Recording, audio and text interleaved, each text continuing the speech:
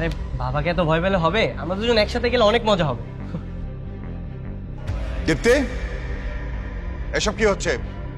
আর তুমি বাইকে চড়েছো কেন? বাবা শান্ত বললো যে বাইকে চলে যেতে। মামা, এই গাড়িতে করে শুধু শুধু যে কি দরকার? আমরা দুজন তো বাইকে করে চলে যেতে পারবো। শান্ত, আমি আমার মেয়ের সাথে কথা বলছি, তুমি চুপ করো। তুমি জানো না রাস্তায় ধুলাবালি? এই ধুলাবালি অবস্থায় তুমি বাইকে যাবে? সরি বাবা। যাও গাড়িতে বসো, ড্রাইভার তোমাকে পৌঁছে দেবে। আর শান্ত, তুমি গাড়ির সঙ্গে সঙ্গে যাবে, বাইক নেই। যাও।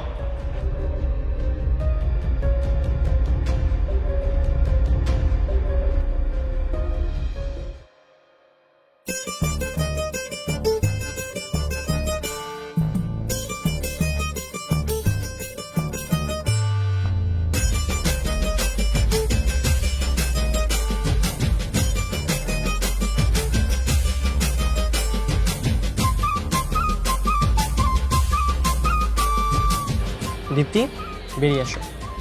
কেন, কি হয়েছে? তুমি আমার সঙ্গে বাইকে করে যাবে। বাবা জানতে পারলে ঝামেলা হয়ে যাবে। আরে এখানে মামা কোথা থেকে আসবে? আর মামা কি এখানে দেখবে নাকি আমরা একসাথে যাচ্ছি? তুমি আসো তো। আরে ওই যে ড্রাইভার আছে না, সব বলে দিবে বাবাকে, তখন ঝামেলা হয়ে যাবে। ও আচ্ছা, এই ব্যাপার। তুমি কোনো টেনশন করো না, আমি আছি না। দাঁড়াও দেখছি। মামা, এই টাকাটা আপনি রাখেন। আর এই গাড়িতে যত মালপত্র আছে উত্তরা সেক্টর 6 24 নম্বর বাসায় এগুলো ডেলিভারি করে দেবেন, ঠিক আছে? আর শোনেন, মামা যেন ভুলেও জানতে না পারে যে আমরা দুজন বাইকে করে যাচ্ছি, ঠিক আছে? আচ্ছা, এবার বেরিয়ে আসো।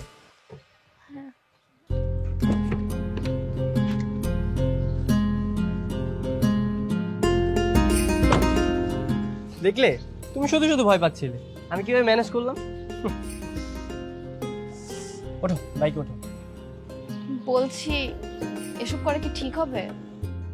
আরে জীবনে একটু এনজয় করতে হলে এরকম টুকটাক তো অনিয়ম করতেই হয়, না হলে জীবন আর রবটের মধ্যে কোনো পার্থক্য থাকে? কবি নজরুল কি বলেছে জানো না? আমি তাই করি ভাই যখন চাহে এই মন যায়, করি শত্রুর সঙ্গে গলাগলি, ধরি মৃত্যুর সঙ্গে পালি। ওঠো এবার।